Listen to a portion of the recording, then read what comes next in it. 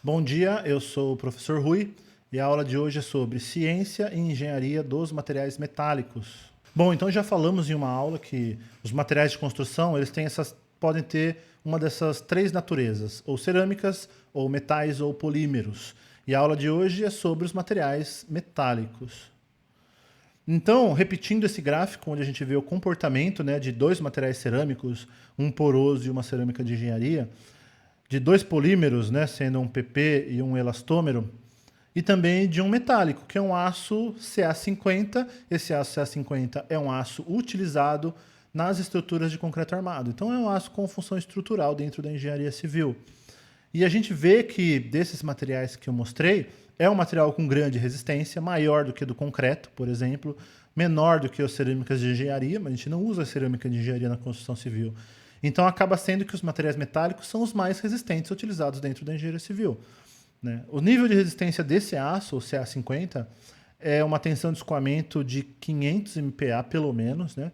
E um módulo de elasticidade em torno de 207 gigapascal, com grande ductilidade. Veja que a proporção da deformação plástica é maior do que a da deformação elástica desse material.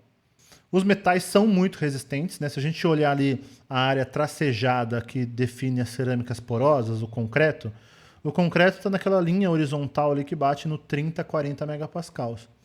Enquanto que o aço, né, você veja que se a gente passar de 100 megapascals, a gente está no terço inferior da área ali de resistência dos metais, né?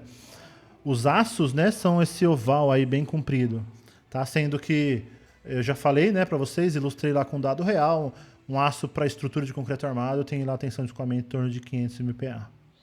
E o que define um material ser metálico, essa natureza de materiais, essa classe de materiais, né? Os materiais metálicos são normalmente combinações de elementos metálicos da tabela periódica. Veja, né, da tabela periódica toda, todos esses elementos que estão aí em destaque são os elementos metálicos, né? Então todos eles podem estar presentes nos metais. Os metais têm grande número de elétrons não localizados, que a gente fala de elétrons livres. Eles não estão presos a átomos específicos. Eles têm mobilidade para se movimentar dentro de toda a massa metálica, tá? E muitas das propriedades dos metais, elas estão diretamente relacionadas ao fato de existirem esses elétrons livres, né? O que são essas propriedades dos metais? São bons condutores de eletricidade e de calor. O motivo é esse, né? Porque se o elétron se movimenta, a eletricidade é isso, é o fluxo, né? É a corrente de elétrons que passa ali pela matéria. Calor é a mesma coisa, porque naquele elétron ele está com aquela energia do calor, então ele transfere por toda a matéria, é um bom condutor, tá? Não são transparentes à luz visível, sua estrutura cristalina, essa movimentação faz com que ele não seja transparente, e são bastante resistentes e deformáveis, como mostrei naquela curva tensão-deformação. Por que o metal tem grande resistência? Porque a ligação metálica é uma ligação primária.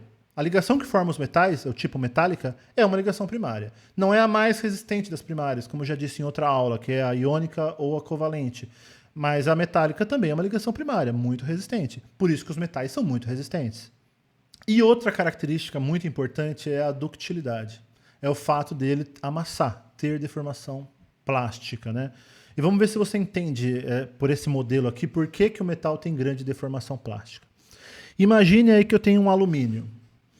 Então, um alumínio liga com outro alumínio. Ah, por que ele não tem repulsão? Porque ele não tem valência, vamos dizer assim. Ele não tem sempre um elétron sobrando ou faltando na última camada de valência. Porque os das últimas camadas de valência, eles têm mobilidade. Então, não vai existir essa repulsão entre um átomo e outro. Então, você tem lá um plano cristalino, e o plano cristalino 1 e o 2. Tem essa linha preta aí indicando que existe uma ligação química entre um alumínio e outro, formando uma molécula. E o que acontece se eu colocar uma força num plano cristalino, uma outra força em outro, ao ponto de romper a ligação química que existia entre esse primeiro alumínio e o segundo alumínio? Quando eu aplicar essa carga tão alta que desloca um plano cristalino, ele vai quebrar a ligação química porque eu coloquei uma força muito alta. Mas quando ele quebrar, qual que é o átomo adjacente a ele? É um outro átomo de alumínio, é um outro átomo que ele tem compatibilidade química, aonde ele refaz a ligação química. Ela é formada com o átomo adjacente.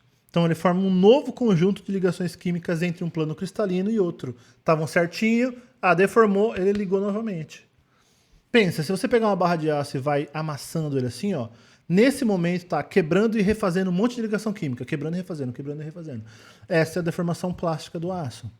Né? Você vai achar nos livros de ciência e engenharia de materiais esse desenho aqui. Né? Ou vai chamar de plano de... vai chamar de modelo de escorregamento dos planos cristalinos ou movimentação das falhas ou linha de discordância. Né? Porque a estrutura cristalina é um arranjo espacial. Mas pode ter descontinuidades, né? Que é uma pequena falha, como está nessa imagem aí da esquerda, tá vendo? Existe lá uma descontinuidade. Quando eu aplicar uma carga tão grande assim, né? Nesses três de cima aí versus esses três de baixo, onde vai começar a ter essa quebra de ligação química para se refazer logo ao lado? Vai começar justamente onde tem algum tipo de falha, né? Então veja que o desenho está mostrando isso, essa movimentação da falha, né? Porque ó, ele quebrou a ligação química ali da coluna B e ele refez essa ligação química agora na coluna A, sendo que a falha ficou na coluna B. Se eu continuar aplicando essa carga, ele vai quebrar a ligação química ali da coluna C e refazer ela na coluna B. E assim até chegar na superfície, que é onde a gente vê o defeito, é onde a gente vê o amassado no metal. Tá? Então, esse escorregamento dos planos cristalinos, porque isso é possível no material metálico por conta do seu tipo de ligação química, que permite ela ser rompida e ela ser refeita, é que faz com que o metal tenha grande deformação plástica. Tá? Mas então é infinito, é um material inquebrável, né? Eu posso ficar fazendo assim, ó. Pega um clips agora e fica fazendo várias vezes.